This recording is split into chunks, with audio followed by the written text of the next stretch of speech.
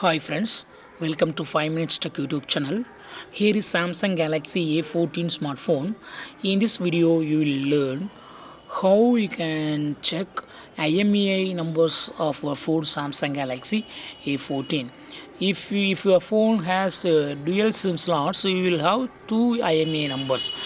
Here is the way to view that number. Okay, first method is go to the dialer and type star hash 06 hash and you will see IMEI numbers here. Okay, these are all. This is IMEI number 1, then IMEI number 2, and then this is serial number. In this way you can check.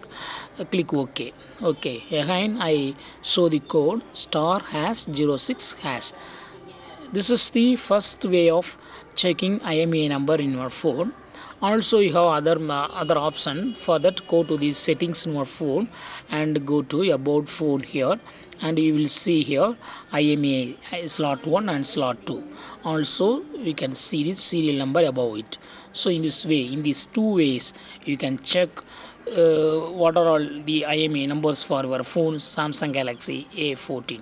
That's all friends. Thanks for watching. Bye.